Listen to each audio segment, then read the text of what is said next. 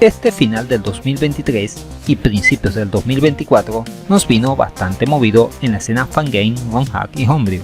Juegos nuevos para consolas clásicas, fangames que revivieron después de años sin actividad, mods que mejoran el juego original o nuevas actualizaciones a juegos fangame recientes. Si sigue así, este 2024 promete y mucho dentro de todo el panorama de juegos hechos por aficionados de todo tipo y de toda clase. Entre tanta vorágine de títulos, existe uno que me llamó la atención, ya que siempre me ha gustado mucho la primera aventura de plataformas de Super Mario Bros. Y eso es lo que este juego pretende hacer, un remake de la clásica aventura del fontanero con muchos extras y añadidos. Con la coletilla 2023, aunque salió en este 2024, nos espera una nueva revisión del famoso juego de la NES. Su nombre, Super Mario Bros. Remake 2023. Vamos a conocerlo. Sin más preámbulo, comenzamos. Super Mario Bros. Remake 2023 es, como su nombre lo indica, una actualización en materia gráfica y sonora del clásico de la Nintendo NES. Su creador es conocido con el sobrenombre de Tola Pistola, y nos plantea revivir las primeras aventuras de Mario en el reino champiñón desde una perspectiva más actual. Veamos qué nos propone. Primero nos presenta nuevos sprites tanto para los personajes protagonistas como a los enemigos, con una estética que recuerda mucho a la técnica pixel art.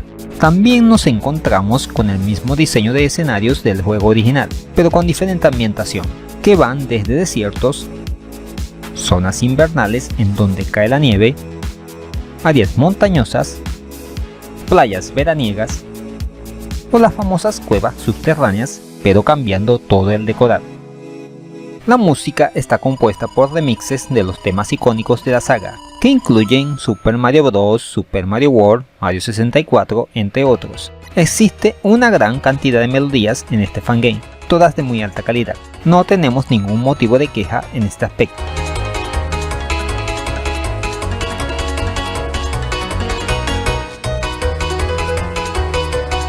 Incluye un modo multijugador de forma simultánea, a la usanza de juegos como los New Super Mario Bros., lo que garantiza unas cuantas horas de risa o dolor, dependiendo de quienes estén jugando. Un detalle muy curioso es la capacidad de elegir entre más de 50 skins de Mario y Luigi, que van desde aspectos como el traje de Super Mario Odyssey hasta de youtubers famosos, así que yo no estoy. La trama histórica es la de siempre. Bowser secuestra a la princesa Peach y les toca a Mario y Luigi rescatarla a lo largo de 8 mundos.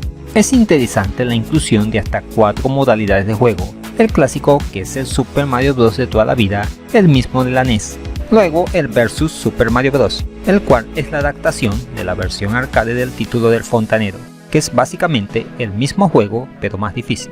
Le sigue el Super Mario Bros. Special, la continuación realizada por Hudson Soft para ordenadores japoneses con licencia de Nintendo y cuya calidad es cuestionable, aunque esta adaptación está bien realizada.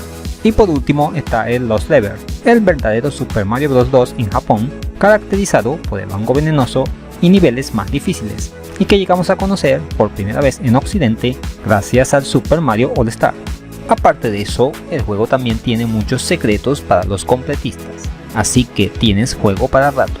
Pero no todo lo que brilla es oro, porque este fangame tiene detalles que corregir, empezando por no tener soporte para controles, por lo que te toca jugar con teclado o usar programas como Joytoki para mapear las teclas a los botones del gamepad, lo cual mejora la jugabilidad y por mucho, ya que este juego tiene miga. Y es que las físicas del salto y las rutinas de colisión no están tan bien implementadas como uno quisiera, ya que, por ejemplo, el brinco de Mario es demasiado alto y se siente extraño, y las animaciones del personaje no suelen coincidir con lo que estamos haciendo. Por ejemplo, al correr parece más bien un spray estático, y las cajas de impacto, ya sea de los enemigos o de las plataformas, no son muy precisos, trayendo como resultado fallos al saltar sobre los bloques o ladrillos o al dispararle a los enemigos.